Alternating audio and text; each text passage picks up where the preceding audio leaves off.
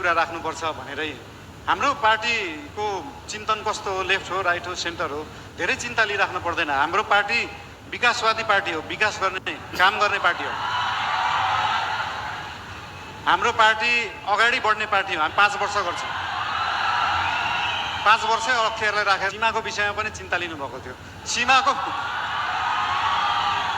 हामीले सीमाको विषयमा बोल्दाखेरि पक्कै पनि जुनसुकै देशसँग सीमाको विषय कुरा गर्दाखेरि उहाँहरूले पनि आफ्नो आपत्ति जनाउनुहुन्छ। आपत्ति जनाउनुभयो, मलाई अचम्म लाग्यो।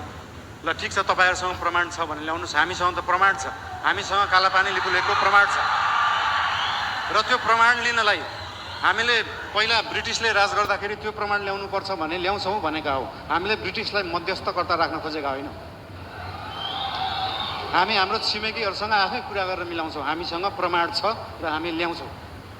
त्यो कुरा गरिएको हो। यसमा आशंका मान्नु पर्दैन। मेरो राष्ट्रियताप्रति कुनै आशंका मान्नु पर्दैन, कसैले पनि मान्नु पर्दैन।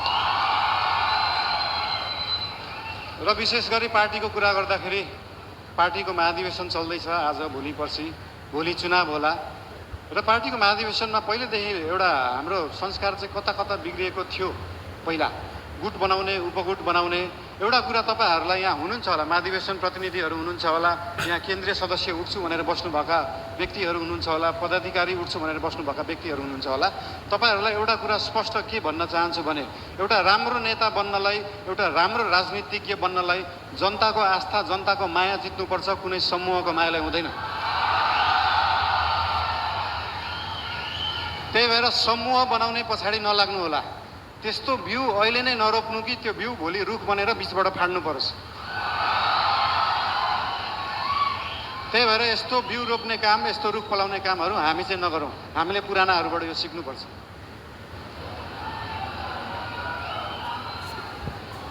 र एउटा कुरा के भन्न चाहन्छु भने हामी नयाँ पार्टी हो, नयाँ सोचले गर्दा हामीले हरेक चुनावमा गएर एउटै एजेन्डा बोकेर जाने, सुशासन ल्याउँछु भनेको छ, सुशासनको लागि एजेन्डा बोकेको छ, सुकुम्बासी समस्या हटाउँछु भनेको छ। हामीले यही कार्यकालमा सुकुम्बासी समस्या समाधान गर्छौँ, यही कार्यकालमा सहकारी समस्या समाधान गर्छौँ। अर्को चुनावमा फेरि यही एजेन्डा बोकेर जाँदैनौँ। अर्को चुनावमा नयाँ एजेन्डा बोकेर जाने हो। र भोलि पर्सि हुने चुनाव भयो अथवा केही भयो, चुनावमा कसैलाई सिसिएम बन्न मन लाग्छ, कसैलाई पदाधिकारी बन्नु भयो, ठिकै छ। बन्नु भएन भने पनि चिन्ता किन लिनु पर्दैन भन्दाखेरि हाम्रो गठबन्धनको सरकार होइन, हाम्रो एकल पार्टी सरकार हो।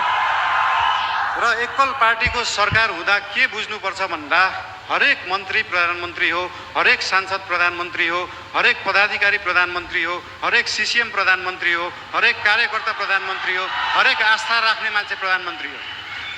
भोलि तपाईँले सिसिएम जित्नु भएन, म सिसिएम भएको भए यो गर्थेँ भन्ने छ भने आउनुहोस्, भन्नुहोस्, पार्टीलाई भन्नुहोस्। भोलि तपाईँ सांसद हुन सक्नु भएको छैन, म सांसद भएको भए यो काम गर्थेँ भनेर लिएर आउनुहोस्। तपाईँलाई जे गर्न मन लाग्छ यो पार्टीले गर्छ, यो सरकारले गर्छ। र हाम्रो पार्टीका पदाधिकारीहरूलाई, सरकार र पदाधिकारीहरू, सिसिएमहरू विभिन्न जिल्लाबाट आउनु भएको छ। उहाँहरूसँग कनेक्ट भएर उहाँहरू र सरकार एउटै हो भन्ने उहाँहरूलाई चाहिँ अनुभूति गराउन अझै पनि उहाँहरूलाई अनुरोध गर्न चाहन्छु। अझै बोलौँ, के गरौँ? ठिकै छ, अब नबोलौँ भन्दा बोल्ने दिन आइहाल्छ भने जस्तै। ठिकै छ, अब अर्को यो पछाडिको मन्तव्य हाम्रो सभापतिज्यूको रहेको नै छ। र एउटा कुरा फेरि अन्तिममा के भन्न चाहन्छु तपाईँहरूलाई भन्दाखेरि पार्टी चाहिँ एकै ठाउँमा राख्ने कुरा हो, पार्टीलाई एक बनाउनुपर्छ। आज भोलि पर्सि चाहिँ हामी पार्टीको बारेमा सोचौँ र त्यो पछाडि 5 वर्ष देशको बारेमा सोचौँ। धेरै धेरै धन्यवाद।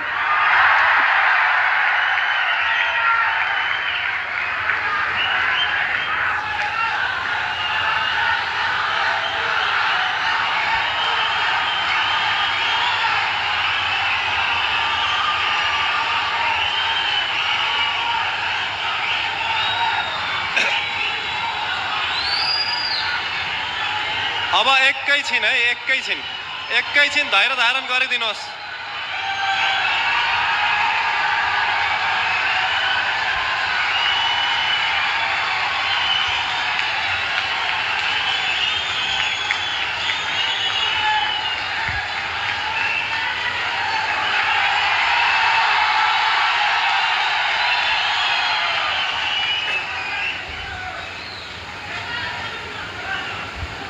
छोटो मिठो र सटिक सम्बोधनका लागि हाम्रा पार्टीका वरिष्ठ नेता तथा सम्माननीय प्रधानमन्त्रीज्यूलाई धेरै धेरै धन्यवाद। अब कति पनि ढिलो नगरी सुदूरपश्चिमदेखि लुम्बिनीसम्म, कर्णालीदेखि कोशीसम्म नेपालको भूगोल मात्र होइन, यहाँका सबै जात जाति, भाषा र समुदायलाई एउटै सूत्रमा बाँध्नुपर्छ भनेर निरन्तर वकालत गर्ने एक दृढ र अडिग व्यक्तित्व, चाहे चार पर्खाल भित्र सीमित भएर बस्नु परेको अवस्था होस् वा विशाल जनसागर बीच उभिनु परेको क्षण, जहाँसुकै भए पनि नागरिकप्रतिको आफ्नो अडान, साहस र आत्मबल कहिले कमजोर हुन नदिने नेतृत्व, यो पार्टीको प्रमुख जननी, जसले व्यक्तिगत रूपमा धेरै गुमाए पनि कहिल्यै जनताको विश्वास गुम्न दिनु भएन, जसले आफ्नो सहजता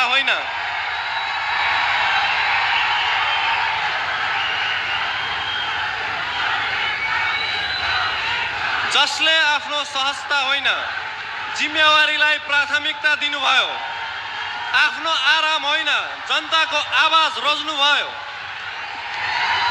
पार्टीका श्रद्धेय नेता, पार्टीका सभापति श्री रवि लामेछानेज्यूलाई विशेष सम्बोधन गरिदिने हुन र यस सत्रको समापन गरिदिने हुन आमन्त्रण गर्न चाहन्छु।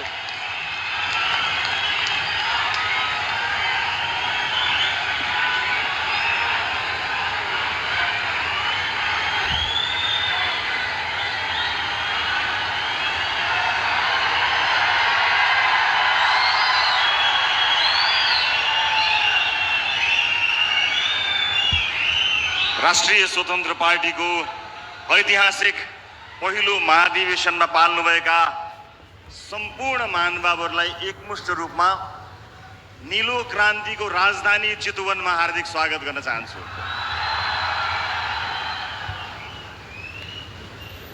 परिवर्तनको सपना देखेर त्यसलाई साकार पर्ने आँट र साहस मलाई यही चितवनको माटोले दिएको छ र मबाट हामी बनाउने साहस पनि यही चितवनले दिएको छ।